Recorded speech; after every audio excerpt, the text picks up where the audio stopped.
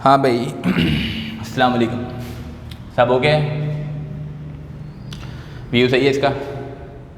View सही है। तो chapter number 6 that is called the gravitation, Urdu में इसको बोलते हैं तजाज़ुब।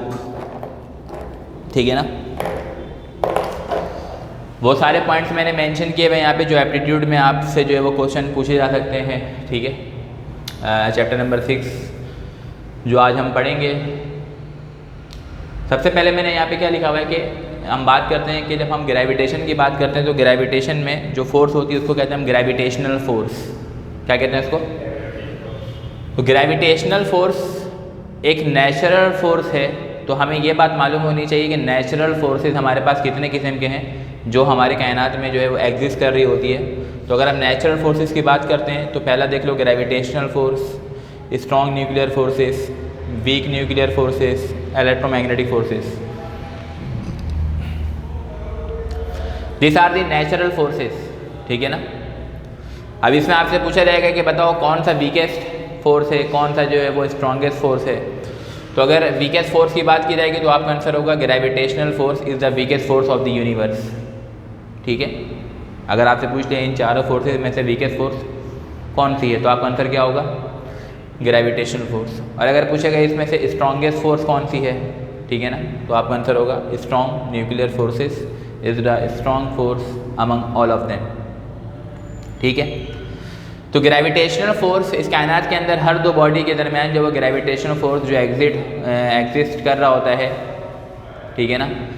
इसका फोर्स का मैग्नीट्यूड बहुत कम होता है, बहुत माइनर होता है, तो हम इसको नॉर्मली ऑब्जर्व नहीं कर सकते, महसूस नहीं कर सकते। तो ग्रेविटेशनल फोर्स बहुत माइनर होती है, बहुत कम होती है। इसकी वैल्यू जो डिटरमाइन की थी, ठीक है ना, कि किसी बॉडी पे अगर ग्रेविटेशनल फोर्स लग रहा है तो वो कितना लग रहा होगा। पहले इसके ऊपर लॉ पेश किया गया, Newton universal law of gravitation. ठीक है ना? फिर इसकी जो ग्रेविटेशनल कांस्टेंट की जो वैल्यू थी जी 6.67 एक्सपोनेंट -11 न्यूटन मीटर स्क्वायर पर केजी स्क्वायर, इसको डिटरमाइन करके बताया था साइंटिस्ट से जिनका नाम था लॉर्ड कैवेंडिश। तो अगर ये पूछा जाएगा who determine the value of this gravitational constant, तो उसका आंसर क्या है? Lord Cavendish. तो अपने टॉपिक की तरफ आते हैं। Newton universal law of gravitation को देखते हैं। Formula F = Gm1m2/r²। अगर लॉ की बात करेंगे तो लॉ बनेगा every body in the universe attracts every other body with a force which is directly proportional to the product of their masses and inversely proportional to the square of the distance between their centres. ये बात भी हम लाजमी याद रखेंगे कि gravitational law की जब हम बात करते हैं या ग्रेविटेशनल फोर्स की जब हम बात करते हैं तो ग्रेविटेशनल फोर्स किसी भी दो बॉडी के दरमियान ऐड करता है। और जब वो ऐड करता है तो ऐड करने के नतीजे में उन दो बॉडीज़ के दरमियान हमेशा ग्रेविटेशनल अट्रैक्शन पाया जाता है, रिपल्शन नहीं पाया जाता। ग्रेविटेशनल अट्रैक्शन पाया जाता है जो कि डायरेक्टली प्रोपोर्शनल होता है प्रोडक्ट ऑफ मासेस के और इन्वर्सली प्रोपोर्शनल होता है डिस्टेंस बिटवीन देयर सेंटर। यहाँ पे देखो मैंने सेंटर टू सेंटर का डिस्टेंस शो किया यहाँ पे, है ना? तो जो ग्रेविटेशनल फोर्स होता है वो इन्वर्सली प्रोपोर्शनल होता है डिस्टेंस बिटवीन देयर सेंटर्स के, स्क्वायर ऑफ सेंटर के। बात समझ में आ गई है? फॉर्मूला क्या है? F = Gm1m2/r²। ये ग्रेविटेशनल लॉ का फॉर्मूला है। ठीक है? G की वैल्यू मैंने बता दी 6.67 एक्सपोनेंट -11 न्यूटन मीटर स्क्वायर पर केजी स्क्वायर है। सही है? तो अगर इस फॉर्मूले में कुछ आपसे अगर मैं सवालात पूछूं कि अगर बताइए कि अगर हम मासेस को डबल कर देंगे तो फोर्स कितना होगा, या फिर डिस्टेंस को डबल कर देंगे तो फोर्स कितना होगा, मासेस को हाफ कर देंगे तो फोर्स कितना होगा, मासेस को भी डबल कर दिया, डिस्टेंस को भी डबल कर दिया तो फोर्स क्या होगा। इस तरीके के सवालात जो है इस फार्मूले से निकलते हैं, पूछे जाते हैं। ठीक है?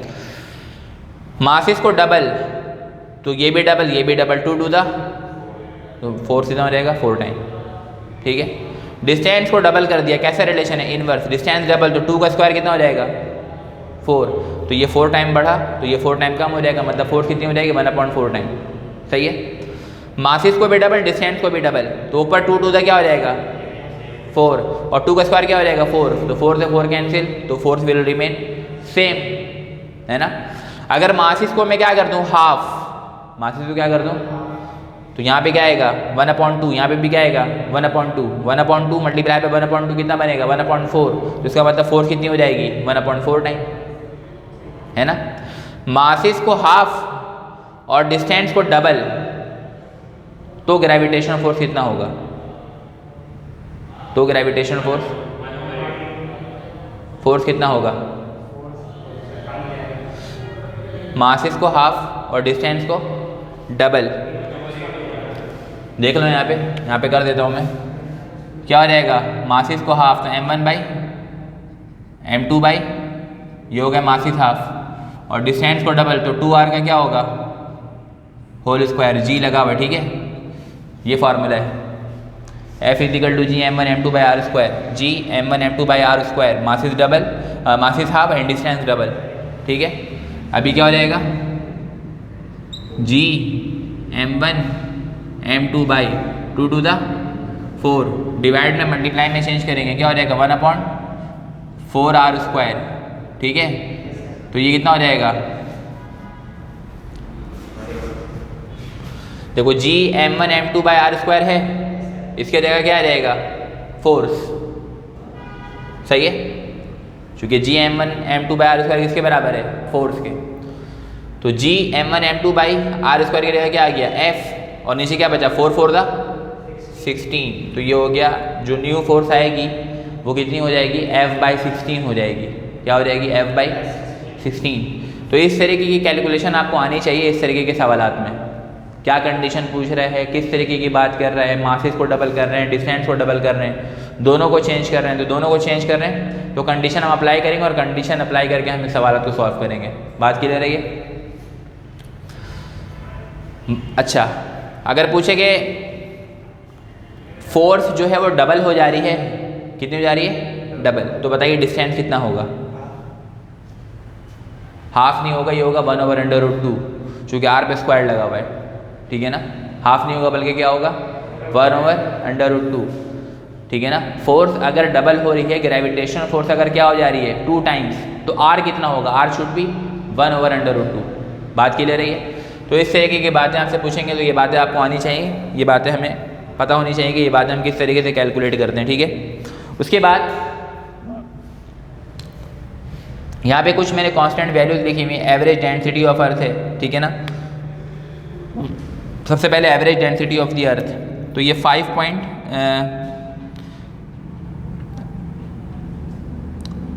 आप इसको 5.32,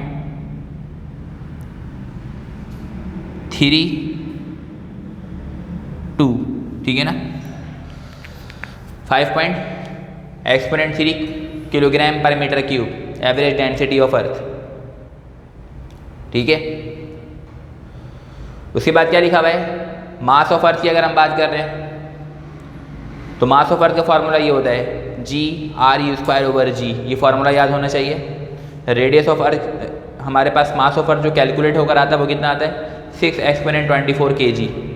ये एक बॉडी है, इसके ऊपर हम क्या रखते हैं? किसी बॉडी को ऑफ मास m। अर्थ के ऊपर हमने एक मास m रखा हुआ है, इसके दरम्यान क्या लगता है? Gravitational force. जब इनको सॉल्व करके मास ऑफ अर्थ की वैल्यू निकालते हैं तो हमारे पास मास ऑफ अर्थ कितना आता है? 6 exponent 24 kg आता है, ठीक है। तो ये बात भी आपको याद होनी चाहिए कि मास ऑफ अर्थ कितना है। रेडियस ऑफ अर्थ की अगर हम बात करें तो 6.4 exponent 6 मीटर, ठीक है, 6.4 exponent 6 मीटर, या फिर ये होता है 6.38 exponent 6 मीटर।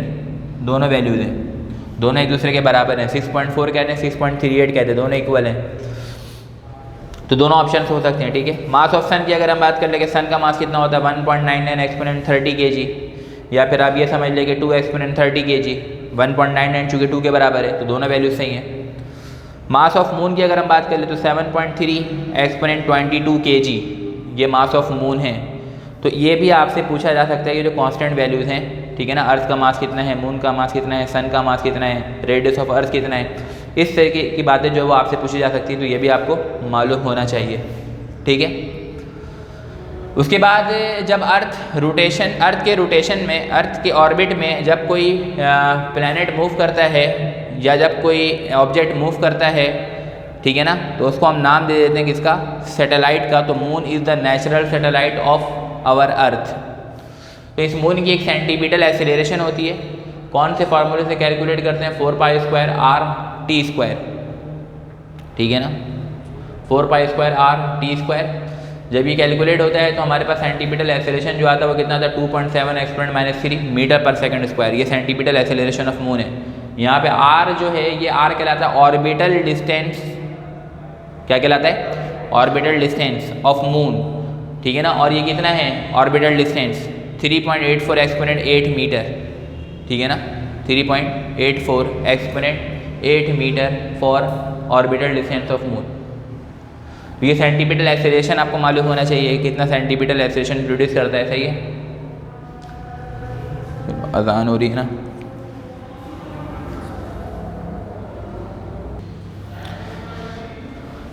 तो ये हमारे पास कांस्टेंट वैल्यूज हो चुकी हैं। सेंटीमीटर एक्सेलरेशन मैंने आपको बता दिया 2.7 एक्सपोनेंट -3 मीटर पर सेकंड स्क्वायर है, which is the centimetre acceleration of moon, ठीक है। अगर हम वेरिएशन की बात करते हैं, जी की वैल्यू में क्या वेरिएशन होगी, देखो यहाँ पे लिखा हुआ है स्मॉल जी और यहाँ पे जो है वो कैपिटल जी है, दोनों के दरमियान फ़र्क है। जी ग्रेविटी कांस्टेंट मीटर पर second square, value 9.8 at the surface of earth. Gravitation constant की वैल्यू जब भी होगी, कैपिटल जी के बारे में जब भी हम बात करेंगे तो कैपिटल जी के बारे में आप क्या याद रखेंगे कि capital G is constant everywhere in the universe. कायनात में कहीं भी चले जाओ, आपका ग्रेविटेशन फोर्सेस जो होगा वो हमेशा क्या रहेगा, कांस्टेंट रहेगा, वो उसकी वैल्यू चेंज 6.67 एक्सपोनेंट -11। लेकिन अगर हम स्मॉल जी की बात कर रहे हैं, हम ग्रेविटी की बात कर रहे हैं, तो ग्रेविटी की वैल्यू क्या होती है, डिक्रीज होती है, चेंज होती है। ज़मीन पर सरफेस ऑफ अर्थ पर जो जी है वो कितना है 9.8 मीटर पर सेकंड स्क्वायर है। ऊपर जाते हैं gravity change, surface of the अर्थ से नीचे जाते हैं ग्रेविटी चेंज। बात समझ में आ रही है। सरफेस ऑफ द अर्थ से ऊपर की तरफ जाएंगे, याद रखना ग्रेविटी क्या होगा, चेंज होगा। और कैसा चेंज होता है, डिक्रीज होती है वैल्यू। सरफेस ऑफ द अर्थ से डेप्थ में जाएंगे, ज़मीन की गहराई में जाएंगे, ग्रेविटी क्या होगा, चेंज होगा, और वो भी क्या होगा, डिक्रीज होगा। तो दोनों सूरतों में ग्रेविटी डिक्रीज होती है, जिसको मैंने यहाँ पे नाम क्या दिया है, variation in the value of g with depth and altitude. Depth यानी कि ज़मीन के अंदर गहराई में जाना, एल्टीट्यूड यानी कि हाइट पर जाएंगे सरफेस ऑफ द अर्थ से ऊपर की तरफ। तो यहाँ पे ये देख लो, ये एक डायग्राम है, अर्थ है, ठीक है ना। पहले ये देख लो कि यहाँ पे मैंने क्या लिखा हुआ है, एक बॉडी जो है सरफेस ऑफ द अर्थ पे, ठीक है, सरफेस ऑफ द अर्थ पे, इस पे ग्रेविटी कितना ऐड कर रहा है, जी एम ई ओवर आर ई स्क्वायर, जी एम ई ओवर आर ई स्क्वायर। अगर हम एल्टीट्यूड की बात कर रहे हैं कि बॉडी को हाइट पर लेकर अगर हम जाएंगे तो क्या होगा, बॉडी को अगर हम हाइट पे लेकर जाएंगे ना, देखो मैं यहाँ पे लेकर आ गया, ये हाइट इसकी h, this is the height, ठीक है। अगर इस हाइट पर हम जा रहे हैं 200 किलोमीटर ऊपर, 400 किलोमीटर ऊपर, 500 किलोमीटर ऊपर की तरफ हम जा रहे हैं, या जितनी भी हाइट पर जा रहे हैं, तो वहाँ पे जो ग्रेविटी चेंज होती है वो क्या हो जाती है, देखो यहाँ से लेके यहाँ तक का फासला कितना है, आर ई, क्या है, आर ई। ये फासला कितना है, h, कितना है, h। तो यहाँ पर ग्रेविटी कितनी हो जाएगी, जी एम ई ओवर आर ई प्लस एच का होल स्क्वायर, सही है। इसी तरीके से इसी बॉडी को अगर ज़मीन के अंदर हम लेके जाएँ डेप्थ में, तो मैंने यहाँ पे दिखाया है इस बॉडी को, ठीक है, ये बॉडी है, तो ज़मीन पर लेके जा रहे हैं डेप्थ में, कितने अंदर लेके जा रहे हैं, d डिस्टेंस, ये d है इसका, यहाँ से यहाँ तक का जो डेप्थ है वो d है, ठीक है। तो यहाँ पर आने के बाद इस पॉइंट पे जो ग्रेविटी होगा वो क्या होगा, g bar is equal to g M E. Surface of the earth में तो कितना होता है, जी एम ई ओवर आर ई स्क्वायर, तो यहाँ पे कितना हो जाएगा, जी एम ई over R E minus d का होल स्क्वायर। तो यहाँ पे जो ग्रेविटी है डेप्थ में वो कितना है, जी बार जी एम ई over R E minus d का होल स्क्वायर। विद एल्टीट्यूड का जब हम फार्मूला इसका डेरिवेशन हम सॉल्व करते हैं तो हमारे पास इक्वेशन आती है, g bar is equal to g minus के 2g h ओवर आर ई, ठीक है ना, 2g h ओवर आर ई। तो ये फार्मूला आपको याद होना चाहिए, ठीक है। Variation in the value of g with altitude, g bar is equal to g minus के 2g h ओवर आर ई। ये वाला जो फैक्टर है 2g h ओवर आर ई के फैक्टर से वैल्यू डिक्रीज होती है।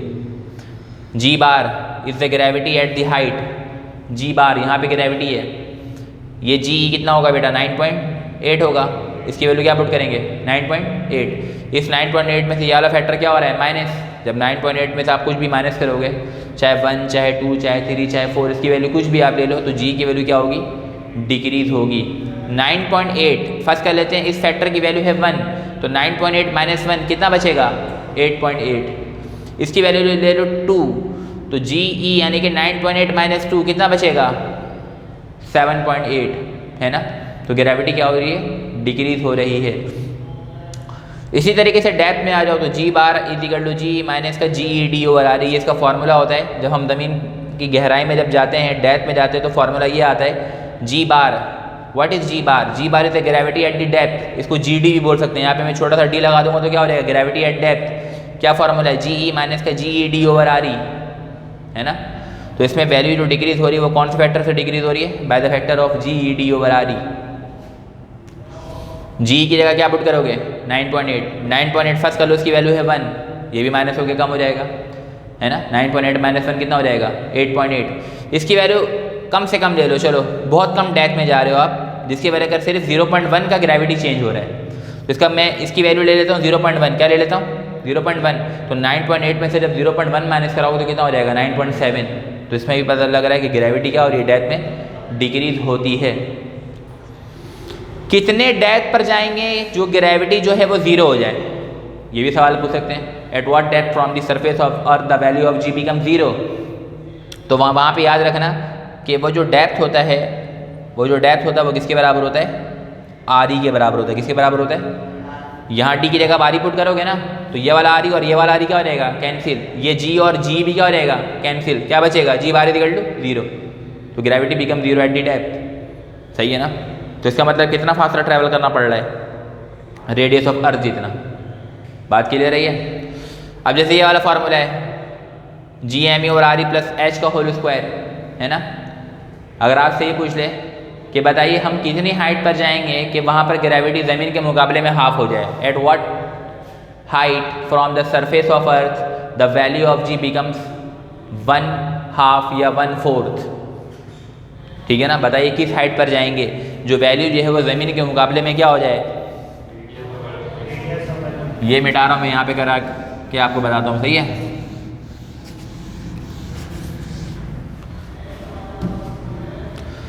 सबसे पहले हाइट की बात कर रहा है तो हाइट वाला फार्मूला यूज़ कर लो। क्या है? G bar is equal to जी ई, ठीक है ना, 1 माइनस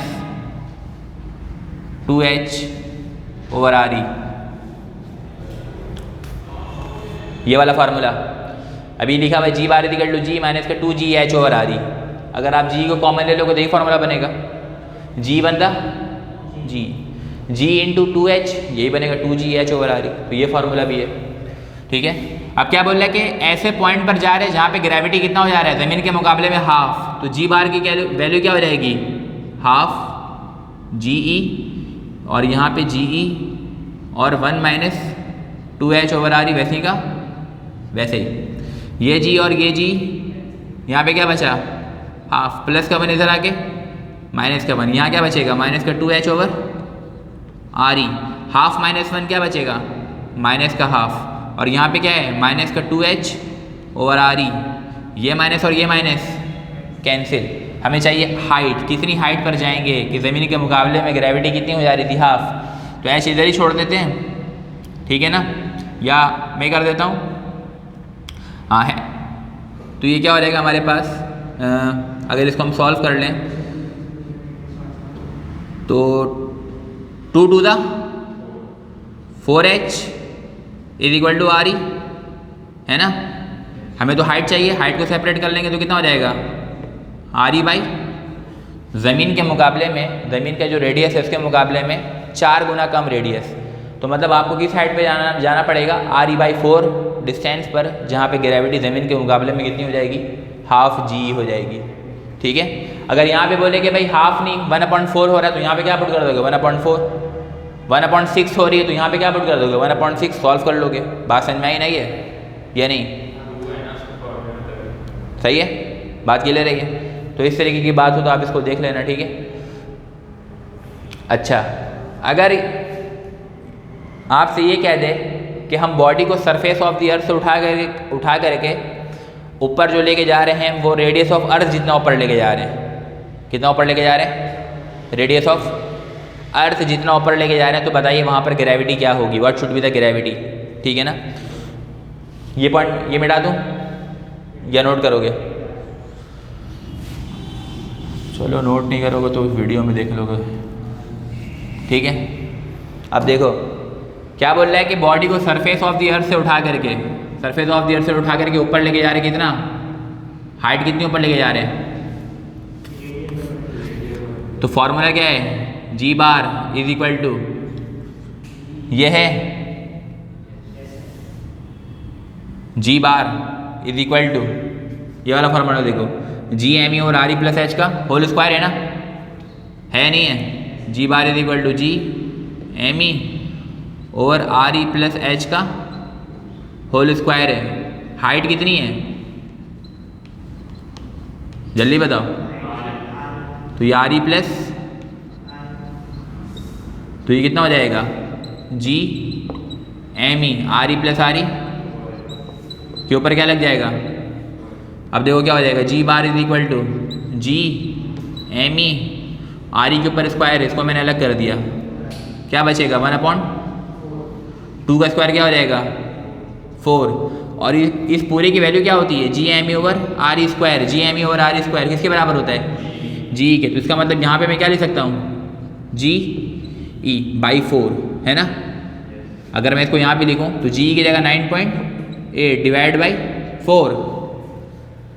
तो इस फॉर्म में भी आंसर पूछते हैं जी बाई 4 हो जाएगा, या फिर अगर सॉलिड डिजिट अगर लिखा हुआ है तो आप इसको वैल्यू पुट करके डिवाइड करवा दोगे, आपके पास आंसर आ जाएगा।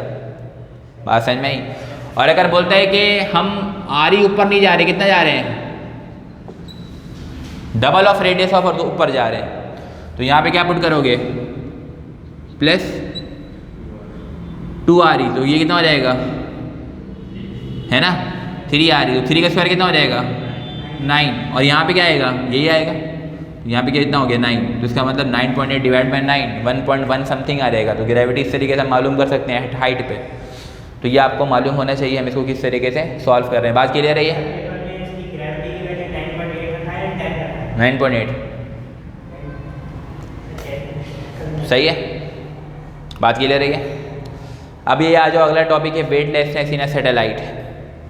वेटलेसनेस इन अ सैटेलाइट, ये मैंने अर्थ बनाया, अर्थ के ऑर्बिट में एक सैटेलाइट है, ये एक सैटेलाइट है जो इसके ऑर्बिट में क्या कर रहा है रोटेट कर रहा है, सही है। तो पहले यहाँ पे इंपॉर्टेंट बातें सुनो। अर्थ के ऑर्बिट में कोई सैटेलाइट जब रोटेट करता है तो उसकी एक स्पीड होती है, उसकी एक ऑर्बिटल वेलोसिटी भी होती है, ठीक है ना। अगर आप स्पीड ऑफ सैटेलाइट का फार्मूला लिखोगे स्पीड के लिए तो उसका फार्मूला होता है जी M over R plus h. ये फार्मूला किसका है स्पीड ऑफ सैटेलाइट के लिए। Gravitation constant mass of earth, ठीक है ना, radius of earth plus height of satellite, किस हाइट पर जो है सैटेलाइट को किस ऑर्बिट में जो वो सेट किया गया है, ये किसके लिए स्पीड के लिए फार्मूला। और अगर ऑर्बिटल वेलोसिटी पूछेगा ऑर्बिटल वेलोसिटी v, तो आप इसके लिए फार्मूला लिखते हो √g × r, ये ऑर्बिटल वेलोसिटी का फार्मूला है, ठीक है ना। क्या है ऑर्बिटल वेलोसिटी का फार्मूला, ये दोनों फार्मूला आपको याद होना चाहिए स्पीड ऑफ सैटेलाइट के लिए और ऑर्बिटल वेलोसिटी के लिए। इस ऑर्बिटल वेलोसिटी को हम क्रिटिकल वेलोसिटी भी बोलते हैं, इसको प्रॉपर स्पीड भी बोलते हैं। क्या बोलते हैं प्रॉपर स्पीड, इसको और क्या बोलते हैं orbital velocity, the velocity which is required to keep the satellite in an orbit. वो वेलोसिटी जो एक सैटेलाइट को चाहिए होती है एक ऑर्बिट में रोटेट करवाने के लिए, उसको हम क्या बोलते हैं ऑर्बिटल स्पीड। क्या बोलते हैं इसको ऑर्बिटल स्पीड। तो ऑर्बिटल स्पीड भी है। अब आपको एक चीज़ और मैं बता दूं कि जब हम स्पीड की बात करते हैं स्पीड ऑफ सैटेलाइट की, तो इसमें ये बात याद रखना, अगर एक लाइटर सैटेलाइट हो मतलब कम वजन वाला और एक भारी वजन वाला सैटेलाइट हो, दोनों की स्पीड सेम रहती है, स्पीड चेंज नहीं होता। क्योंकि इस फार्मूले में स्पीड ऑफ सैटेलाइट का फार्मूला है, कहीं पे भी मास ऑफ सैटेलाइट का जिक्र नहीं है, मास ऑफ अर्थ का जिक्र है लेकिन मास ऑफ सैटेलाइट का जिक्र नहीं है। तो इसका मतलब speed of a satellite is an independent of mass, सही है। मास से क्या होता है आज़ाद होता है, चाहे लाइटर सैटेलाइट हो चाहे हैवियर सैटेलाइट हो, दोनों की स्पीड क्या रहती है एक ऑर्बिट में सेम, सही है ना। सबसे नियरेस्ट ऑर्बिट में जो स्पीड ऑफ सैटेलाइट कैलकुलेट किया गया है वो कैलकुलेट किया गया 8000 मीटर पर सेकेंड, या बोलेंगे 8 किलोमीटर पर सेकेंड। क्या बोलेंगे 8 किलोमीटर पर सेकेंड। तो ये स्पीड ऑफ सैटेलाइट का फॉर्मूला आ गया। फर्स्ट कर लेते हैं, ये फर्स्ट ऑर्बिट है, अगर इससे ऊपर की तरफ आओगे तो ऑर्बिट क्या होगा बढ़ता जाएगा, ऊपर की तरफ आ रहे ऑर्बिट बढ़ता जा रहा है। तो ये बात याद रखना, जैसे ही आप ऊपर की तरफ आओगे अगले ऑर्बिट में, उससे अगले ऑर्बिट में, उससे अगले ऑर्बिट में आप आओगे तो उसके नतीजे में स्पीड हमेशा डिक्रीज होती है। स्पीड हमेशा when the height of satellite increases, और we can say that when orbit of satellite, ठीक है ना, चेंजेस इन अपवर्ड डायरेक्शन। अगर ऊपर की तरफ हम जा रहे हैं सैटेलाइट को अगले ऑर्बिट में लेकर के, तो वहाँ पे स्पीड हमेशा क्या होती है डिक्रीज और जैसे ही नीचे आते हैं स्पीड क्या होती है, इंक्रीज होती है। सबसे नियरेस्ट ऑर्बिट में जो मैंने आपको बताया जो स्पीड कैलकुलेट की गई है वो कितनी की गई है, 8 किलोमीटर पर सेकेंड। ये बात भी क्लियर है। ऊपर जा रहे हैं स्पीड क्या हो रही है, डिक्रीज, नीचे आ रहे हैं स्पीड क्या हो रही है, इंक्रीज। ठीक है। अच्छा, तो अब ये जो सैटेलाइट है इसको जब एक ऑर्बिट में जब हम लॉन्च करते हैं तो उसका तरीक़ेकार क्या होता है वो यहाँ पे मैं आपको समझा देता हूँ कि एक हाई स्पीड व्हीकल लेते हैं, जैसे रॉकेट है, रॉकेट में हम सैटेलाइट कनेक्ट करके, ठीक है ना, हाई स्पीड में इसको थ्रो करते हैं। ठीक है, जैसे ये अर्थ है, ठीक है, आप यहाँ से एक किसी हाइट वाले रीजन पर जा कर के वहाँ से आप एक ऑब्जेक्ट को थ्रो करते हैं सैटेलाइट में। तो फर्स्ट कर लेते हैं ये इसकी स्पीड है, कम स्पीड पे ये अर्थ पे आके टकरा रहे हैं और स्पीड बढ़ाते हैं, अभी भी अर्थ पर टकरा रहे हैं और स्पीड बढ़ाते हैं, अभी भी अर्थ पर टकरा रहे हैं और स्पीड बढ़ाते हैं, अभी भी अर्थ पर टकरा रहे हैं और स्पीड बढ़ाते हैं। अब ये टकरा नहीं रहा अर्थ पे, तो आपने इसकी स्पीड इतनी बढ़ा दी कि अब अर्थ के सरफेस से क्या हो गया है, बाहर हो गया है। तो अब ये क्या करेगा, ये अब ऑर्बिट में आ गया, ये इस तरीके से क्या करेगा, रोटेशन प्रोड्यूस करना शुरू कर देगा अर्थ के ऑर्बिट में। आ रही बात समझ में? तो ये अब मुसलसल क्या रहेगा, घूमता रहेगा, इस तरीके से घूमता रहेगा। तो जब ये इस तरीके से रोटेशन प्रोड्यूस करेगा हम बोलेंगे ये किस में आ चुका है, अर्थ के ऑर्बिट में आ चुका है। तो आप इसकी मोशन को ज़रा चेक करो, यहाँ से ये गिर रहा है ना, जैसे फर्स्ट करो आपने पहले ऑब्जेक्ट को फेंका था तो ये गिर रहा था ना इस तरीके से, जाके ज़मीन से टकराया। दूसरे में भी हर कंडीशन में यही है। तो आप यहाँ पे भी देखो, जब आपने इसको भी फेंका तो ये इसकी मोशन क्या थी, फ्री फॉल। क्या मोशन थी इसकी, फ्री फॉल मोशन। लेकिन फ्री फॉल मोशन पे तो ऑब्जेक्ट ज़मीन से आके टकराएगा, लेकिन ये ज़मीन का क्या हो गया, ज़मीन से बाहर ऑर्बिट में जा चुका है। तो अर्थ का इस पर क्या लगता है, ग्रेविटेशनल पुल, जो इसको कॉम्पेल करता है, मजबूर करता है कि ये अपने ऑर्बिट में क्या करे, रोटेट करे। तो आप इस मोशन को ज़रा चेक करो, जैसे ये मार्कर की मोशन को चेक करो, ये कहाँ जा रहा है, ऐसे नीचे, फ्री फॉल मोशन। तो जब भी कोई बॉडी फ्री फॉल मोशन में आ जाए तो उसका वेट लेस हो जाता है। अगर आपको भी किसी हाई बिल्डिंग से नीचे गिराया जाए, जब तक आप नीचे आ रहे होगे आपको अपना वजन महसूस नहीं होगा। तो यही सिचुएशन यहाँ पर भी अप्लाई हो रहा है कि जब ये सैटेलाइट नीचे की तरफ आ रहा होता है, गिर रहा होता है, तो इसका वेट लेस हो जाता है, लेकिन ये सैटेलाइट गिरेगा नहीं, ये एक ऑर्बिट में क्या करेगा, घूमता रहेगा। और ये कैसे घूम रहा है, ये घूम नहीं रहा है एक्चुअली में, मुसलसल क्या हो रहा है, ऐसे गिर रहा है, यहाँ से आके ऐसे गिर रहा है, यहाँ से ऐसे गिर रहा है। तो ये ऐसे कंटिन्यूसली क्या हो रहा है, एक रोटेशन में है। ठीक है ना। तो इसके अंदर क्या आ जाएगा, एक वेटलेसनेस आ जाएगा, चूँकि फ्री फॉल मोशन आ चुका है। तो वेटलेसनेस में क्या होता है, मोशन इज फ्री फॉल। अब वेट के बारे में अगर हम बात करें, वेट कैसा होता है, दो किस्म का वेट है, एक ट्रू वेट, ठीक है ना, जिसको हम W बोलते हैं, और एक अपेरेंट वेट जिसको हम W बार से इंडिकेट करवाते हैं। दो किस्म का वेट है ना। एक कौन सा वेट है, ट्रू वेट, और एक कौन सा है, अपेरेंट वेट। अब ये बात याद रखना, ट्रू वेट चेंज नहीं होता, अपेरेंट वेट चेंज होता है। ट्रू वेट चेंज नहीं होता, कौन सा वेट चेंज होता है, अपेरेंट वेट। अगर आप लिफ्ट या एलिवेटर में अगर आपने कदम रखा है या उसके ऊपर अगर आप चढ़े हैं, तो आपने देखा होगा कि जब एलिवेटर ऊपर की तरफ जाता है आपको अपना वजन भारी लगना शुरू हो जाता है लिफ्ट में, और वो जब नीचे आता है तो अपना वजन कम होना शुरू हो जाता है। फील होता है ऐसा। लेकिन क्या जब एलिवेटर से बाहर निकलते हैं तो वजन कम करके निकलते हैं या बढ़ा के निकलते हैं, नहीं। तो इसका मतलब फ्रेम ऑफ रेफरेंस फर्स्ट कर लेते हैं। ये कमरा एक लिफ्ट है, इस लिफ्ट के अंदर आप मौजूद हैं, ये लिफ्ट ऊपर की तरफ जाएगा तो आपको एक भारीपन महसूस लगेगा, वजन बढ़ रहा है। तो क्या 5वें या 6ठे फ्लोर पर जब आप बाहर आओगे तो वजन बढ़ चुका होगा। वैसे तो फिर अगर होता तो दुनिया में ना कोई इंसान मोटा होता ना पतला होता, सब अपने मर्जी के मुताबिक वेट रखते, शाम को कुछ और वेट रख रहे हैं, सुबह को कुछ और वेट रख रहे हैं, रात में कुछ और वेट रख रहे हैं, है ना। शादी में जाना है, ठीक है ना, कपड़े प्रेस करके पहन करके देखा बहुत फिट हो रहा है, छोटे भाई को बोला चलो यार मॉल से घूम करके आते हैं। वहाँ गए, लिफ्ट में बाकायदा लिखा हुआ है कि 5 किलो वज़न बढ़ाने के लिए 5वें फ्लोर पर चले जाएं, या 5 किलो वज़न कम करने के लिए इतने फ्लोर पे नीचे चले जाएं। तो वेट चेंज नहीं होता। ये किसकी वजह कर होता है, it is due to the motion of frame of reference, जब हम अर्थ की बात कर रहे होते हैं। हाँ, अगर आप बोलोगे सर हम मून पे चले जाएं, तो मून पे ग्रेविटी कम है, वेट का फॉर्मूला होता है W=mg। आपका मास जो यहाँ पर है वही मास मून पे होगा, वही मास जुपिटर पे होगा, वही मास सैटर्न पर होगा, वही मास वीनस पर होगा। दुनिया के किसी भी कोने में जाओगे मास चेंज, लेकिन वेट चेंज हो सकता है due to the change of gravity, चूंकि वेट निकालने के लिए फॉर्मूला क्या है, m मल्टीप्लाई बाई g। तो जब आप मास को ग्रेविटी से मल्टीप्लाई करते हो तो आपके पास वेट आता है।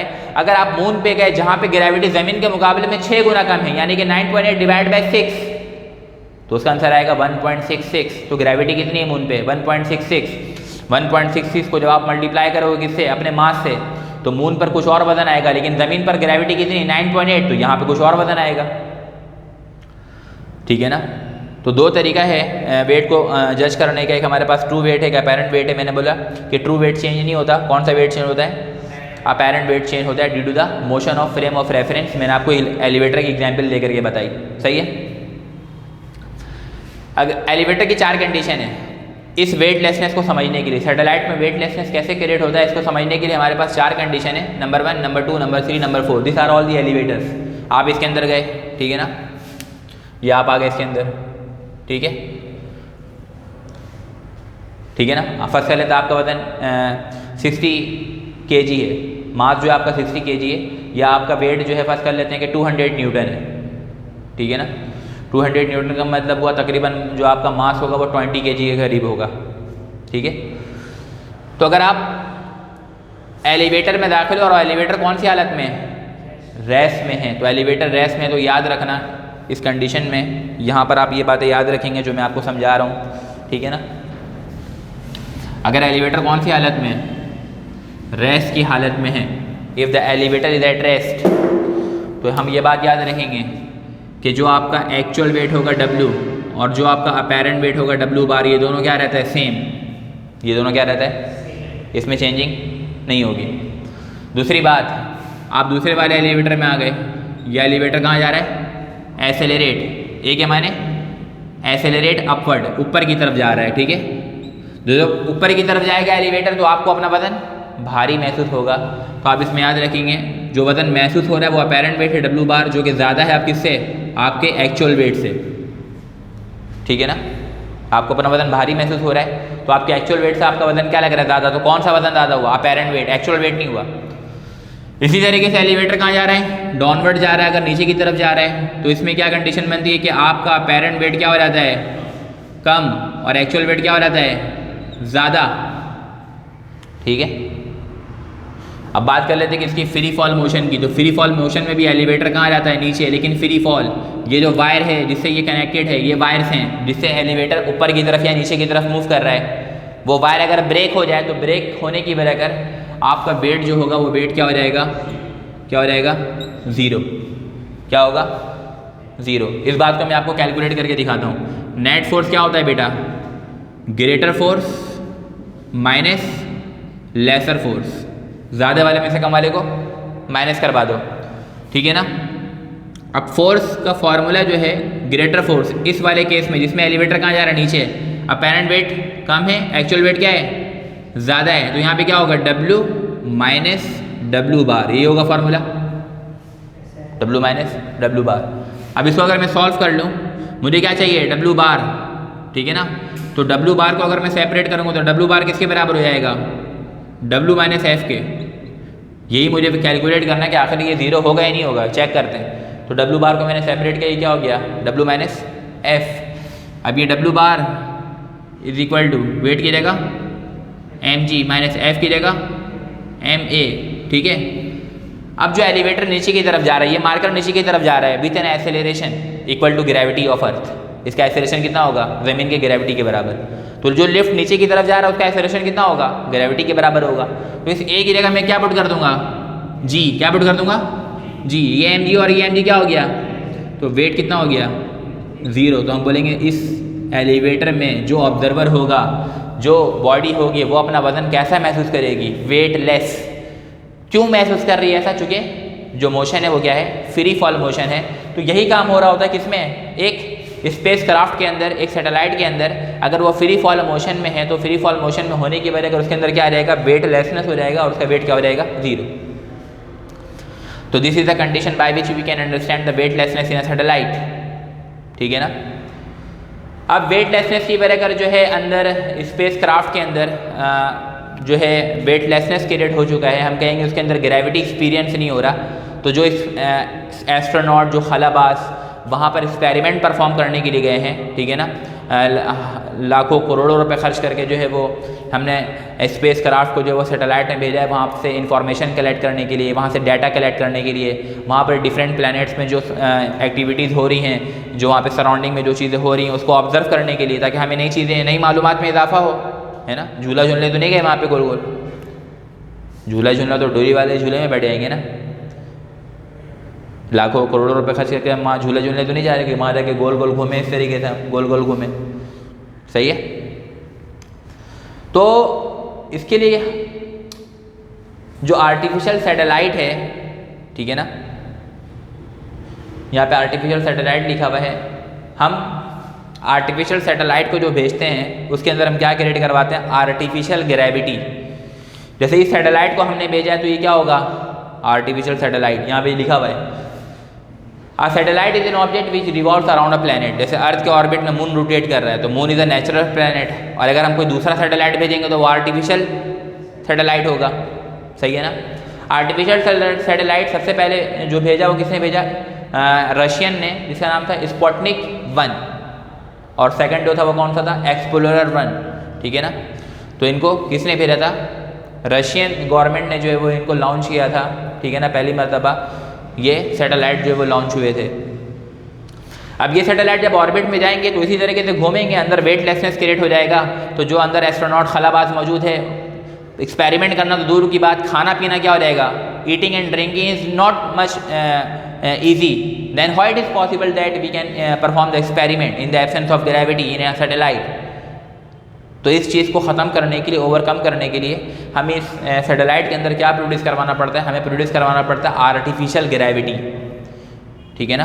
क्या प्रोड्यूस करवाते हैं, आर्टिफिशियल ग्रेविटी प्रोड्यूस करवाने के लिए एक बात हम याद रखेंगे कि अगर आपको इसके अंदर आर्टिफिशियल ग्रेविटी प्रोड्यूस करवानी है, ये रोटेट कर रहा है, ठीक है ना, इस तरीके से ये गिर रहा है, मैंने आपको बताया था फ्री फॉल मोशन में, ऐसे ये गिर रहा है कंटिन्यूसली, तो ये इसकी वजह अगर क्या क्रिएट हुआ, वेटलेसनेस, फ्री फॉल मोशन की वजह अगर अब मैं चाह रहा हूँ इसके अंदर आर्टिफिशियल ग्रेविटी आ जाए, तो इसके अंदर एक मशीन होती है सेंट्रीफ्यूज, जो इसको स्पिन करवाती है। क्या करवाती है, स्पिन।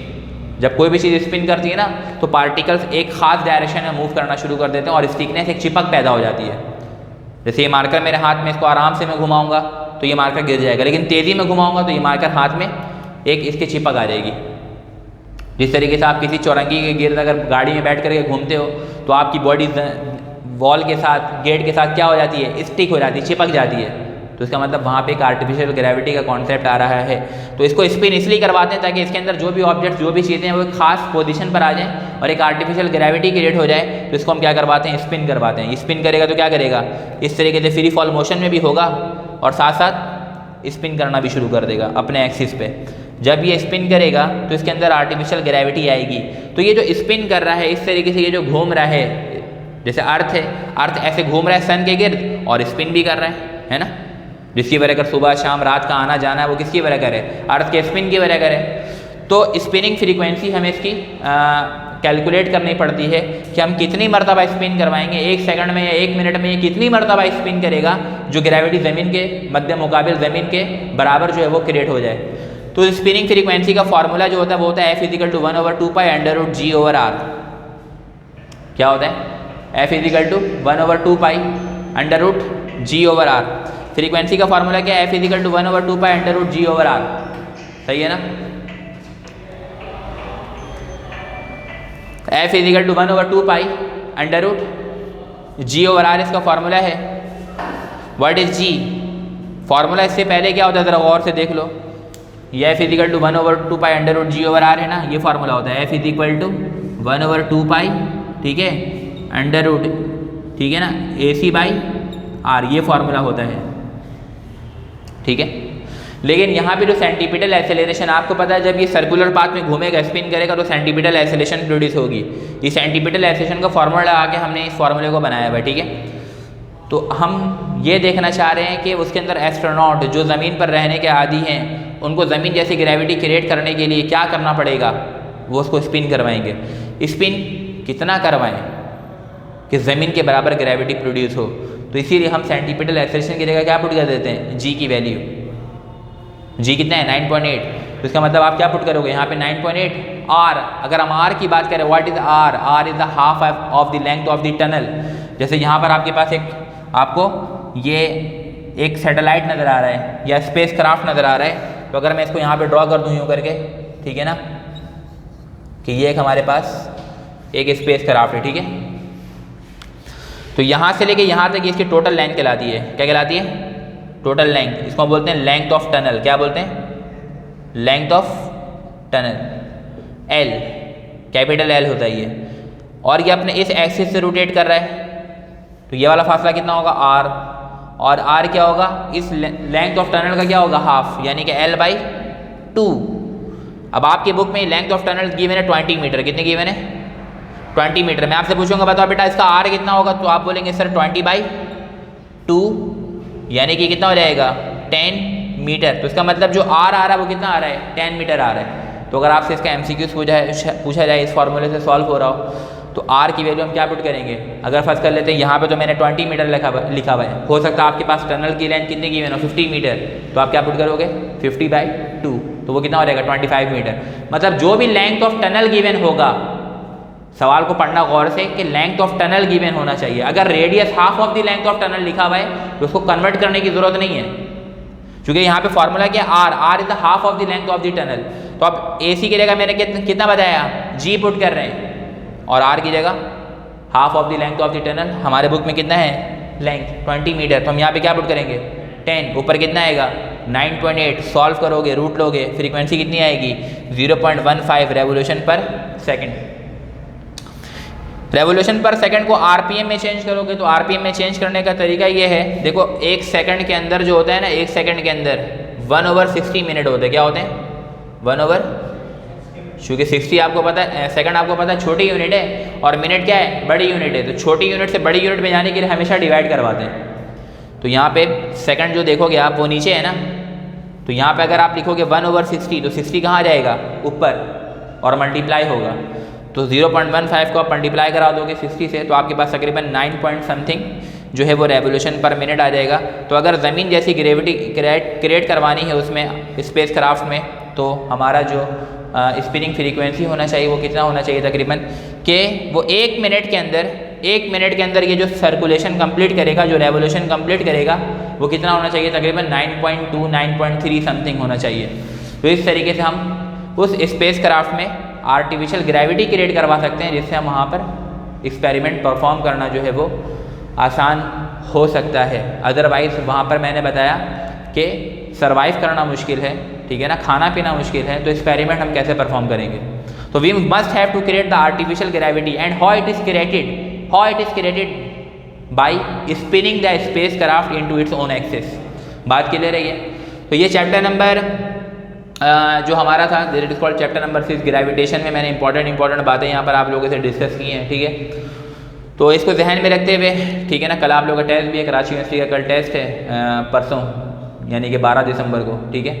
तो आज एक चैप्टर 6 जो है वो ये बाकी भी था, तो ये आज हमने देख भी लिया है, और इसके अलावा इसके इंपॉर्टेंट पॉइंट्स अपने दिमाग में रखते हुए, ठीक है, इसके कुछ MCQs वगैरह बुक में मैंने आपको दिए हुए, उसको सॉल्व करें, ठीक है, और इंशाअल्लाह ताला एग्ज़ाम में जाएँ, इंशाअल्लाह ताला अल्लाह ताला ने चाहा तो।